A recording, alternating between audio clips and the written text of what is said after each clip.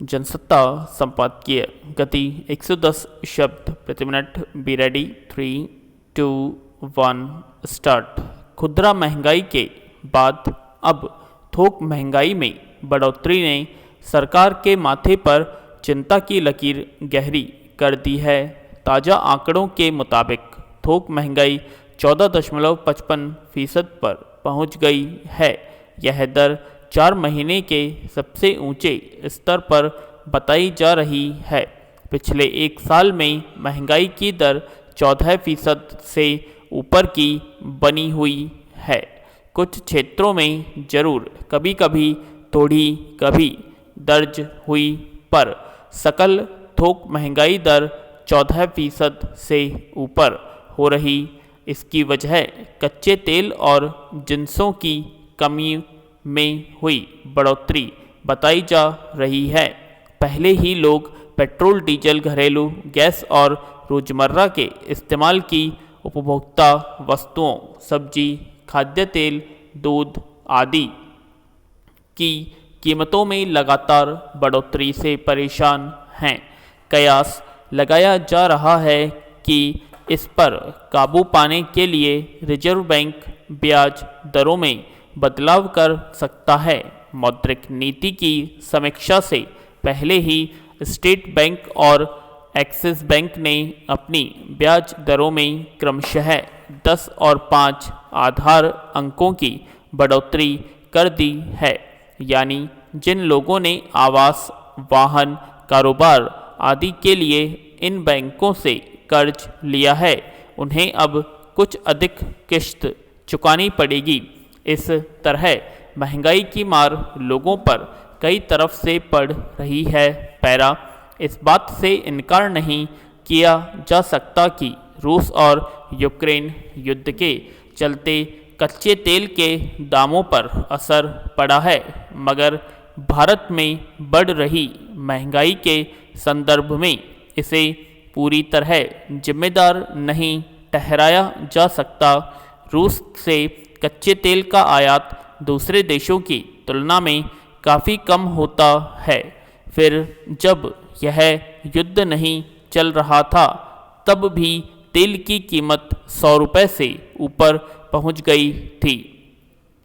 अगर केंद्र ने 5 राज्यों के विधानसभा चुनावों के मद्देनज़र इनके उत्पाद शुल्क में कटौती न की होती, तो करीब 3 महीने तक इनकी कीमतें बढ़ने से रोक न रखी होती, तो आज स्थिति शायद और ख़राब होती। इसके अलावा देश के खाद्यान्न उत्पादन में लगातार बढ़ोतरी हुई है। सब्जियों और फलों के उत्पादन में भी कोई कमी दर्ज नहीं हुई है। फिर भी अगर इनकी कीमतें नीचे आने के बजाय ऊपर का ही रुख किए हुए है, तो इसकी बड़ी वजह ईंधन की बढ़ी कीमतें हैं। तेल के दाम बढ़ने से ढुलाई पर खर्च बढ़ गया है, जिससे खेत या फिर कारखाने से दुकान तक पहुंचने में वस्तुओं की कीमतें खासी बढ़ जाती है।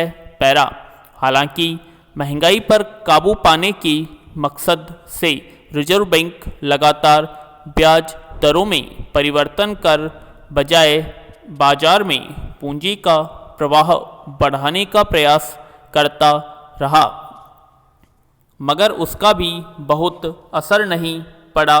पिछले कुछ समय से उसने ब्याज दरों को लगभग स्थिर रखा है।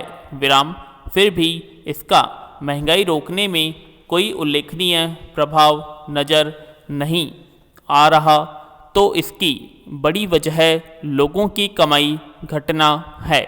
बहुत सारे लोगों का रोजगार छिन गया है। देश की आधे से अधिक आबादी मुफ्त में सरकारी राशन पर निर्भर है। रोजी रोजगार के नए अवसर पैदा नहीं हो रहे। ऐसे में जब लोगों को क्रय शक्ति घट गई है, तो बाजार में पूंजी का प्रवाह बढ़ेगा भी तो कैसे। महंगाई पर अगर काबू पाना है, तो लोगों की आय बढ़ाने संबंधी प्रयास जरूरी हैं। फिलहाल तेल पर उत्पाद शुल्क घटाकर कुछ हद तक इसे नियंत्रित किया जा सकता है।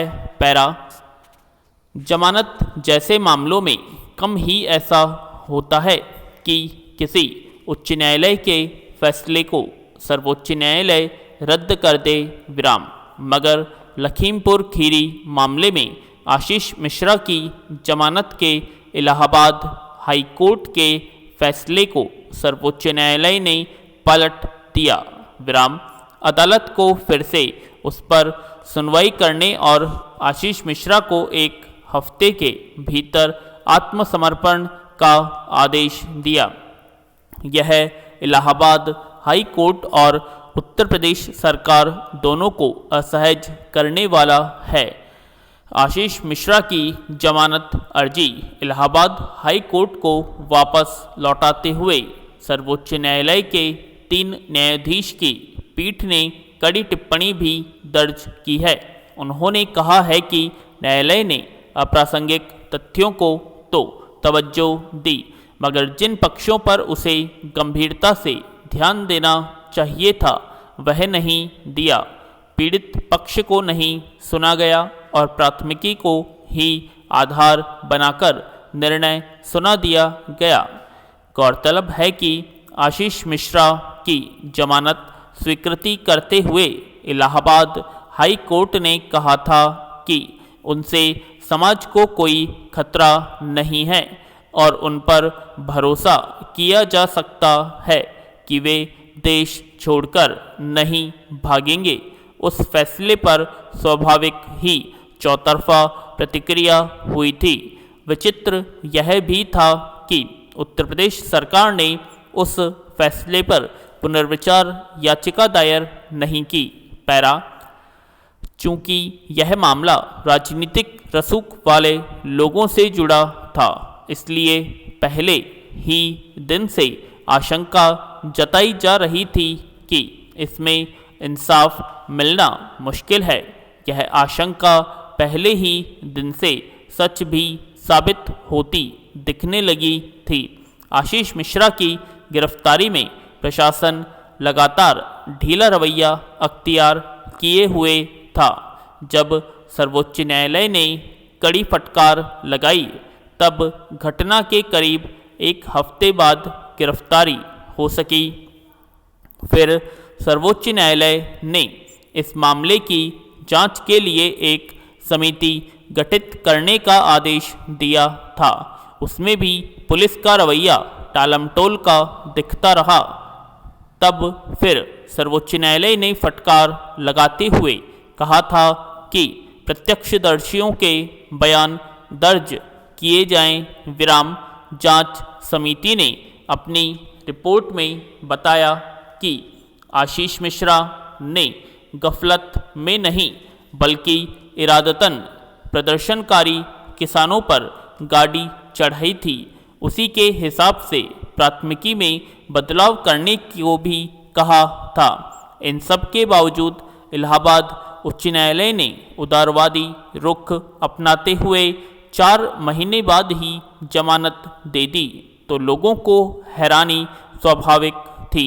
उस फैसले को पीड़ित पक्ष ने सर्वोच्च न्यायालय में चुनौती दी थी। पैरा, कहा जाता है कि न सिर्फ इंसान होना चाहिए बल्कि होते हुए दिखना भी चाहिए। आशीष मिश्रा के मामले में यह दोनों नहीं दिखा। इस मामले ने सर्वोच्च न्यायालय के संज्ञान न लिया होता तो शायद उत्तर प्रदेश पुलिस की व्याख्या के आधार पर यह मामला कब का रफा दफा भी हो गया होता। अदालतों साक्ष्यों पर निर्भर होती है। साक्ष्य पुलिस और जांच एजेंसियों को जुटाने होते हैं। अगर वे सरकारों के प्रभाव में काम करेंगी तो सही साक्ष्य की उम्मीद धुंधली ही बनी रहेगी। हालांकि आशीष मिश्रा के मामले में गैर जमानती होने के पर्याप्त साक्ष्य मौजूद थे, मगर इलाहाबाद उच्च न्यायालय ने उन पर गौर करना जरूरी नहीं समझा और न पीड़ित पक्ष को सुना। इसी से स्पष्ट था कि उसने अपने कर्तव्य का निर्वाह सही तरीके से नहीं किया।